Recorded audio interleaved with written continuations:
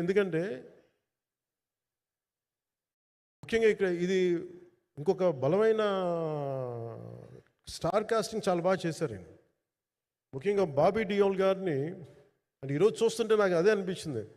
ఈరోజు మన press meet కూడా నేను వచ్చాను. అందరూ ఎంత బిజీగా ఉన్నారని కొన్ని రాత్రుల నుంచి నిద్రలేదు.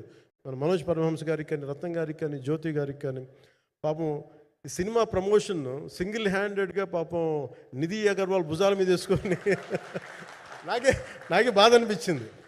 పాపం ఒక అమ్మాయి తన కెరీర్ తను చూసుకోవాల్సిన అమ్మాయి కూర్చోబెట్టి నాకే సిగ్గు అనిపించింది. I have to truly appreciate you. అంటే చాలా పాపం అన్నీ వెళ్తా ఉంటే నాకు ఇదేంటి సినిమాని అనాథలా వదిలేశారంటే అనిపించింది. సో నాకేమనిపించింది, ఈ సినిమాకి ఎవరు అనాథలా వదలలేదు, నేను ఉన్నానని చెప్పడానికి వచ్చాను ఈ రోజున.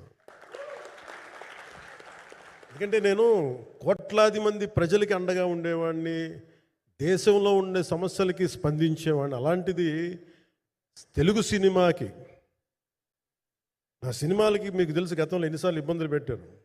అదే మన ప్రభుత్వం అక్కడికి రాగానే వెంటనే సాధారణంగా హృదయ కవాటాలు తెరిచి మరి ఆహ్వానించాం. ఏమీ కృతజ్ఞత కూడా ఆశించలేదు.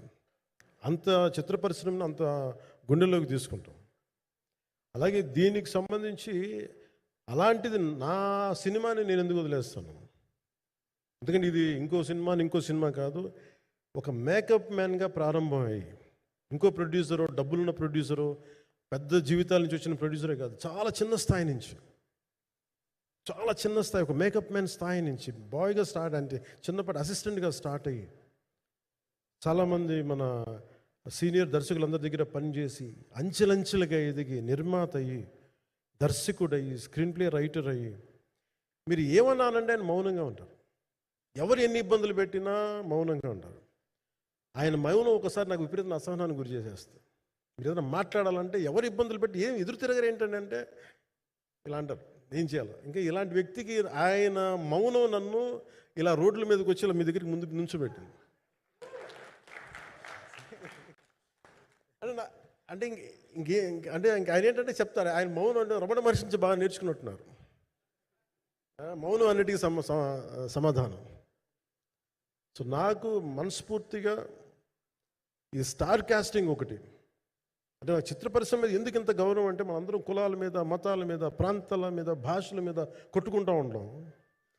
But any film industry take in this world, especially Indian film industry, దీనికి there is no caste discrimination, there is no region discrimination, there is no religion discrimination, nothing.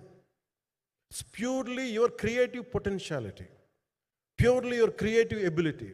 నువ్వు చిరంజీవి గారి తమ్ముడు కావచ్చు, చిరంజీవి గారి కొడుకు కావచ్చు, లేదంటే ఇంకొకళ్ళు అబ్బాయి కావచ్చు, మేనల్లుడు కావచ్చు, ఇట్ డజంట్ మ్యాటర్. నీకు టాలెంట్ లేకపోతే నువ్వు నిలబడలేవు, నీకు సత్తా లేకపోతే నువ్వు ఇక్కడ ఉండలేవు. అది నా కొడుకైనా సరే. ఇట్ ఆల్ డిపెండ్స్ నీకు ఎంత టెనాసిటీ ఉంది, ఎంత పర్సీవరెన్స్ ఉంది, ఎంత నిలబెట్టుకోగలవు, ఎంత నిలదొక్కుకోగలవు, ప్రతికూలతలు ఎంత బలంగా నిలబడగలవు. ఒక నిర్మాత సినిమా తీయడం అంటే ఒక యజ్ఞం చేయడం లాంటిది.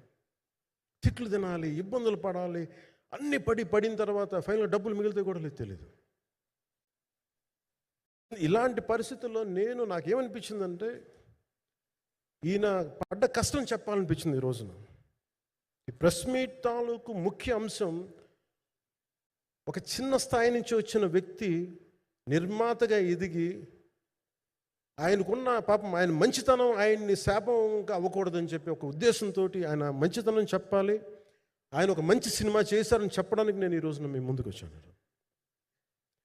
ఎందుకంటే నేనేం నమ్ముతానంటే సినిమా బాగుంటే ఎలాగో చూస్తారు, దీని గురించి చెప్పక్కర్లేదు. సినిమా బాగాలేకపోతే ఎలాగో చూడరు, మీరు ఎంత పబ్లిసిటీలు చేయండి ఇవన్నీ అనుకోండి. అందుకే నేను పెద్ద ఎక్కువ మాట్లాడడానికి ప్రయత్నం చేయను. కానీ ఈ పర్టికులర్ రోజు మటుకు, ప్రత్యేకంగా ఈ రోజు మటుకు ఆయన పడ్డ కష్టం ఈ సినిమాకి, అలాగే ఒక్కొక్క కాస్టింగ్ ఆయన చేసింది, దీనికి నేను క్రిష్ గారిని కూడా చాలా మనస్ఫూర్తిగా అభినందిస్తున్నాను.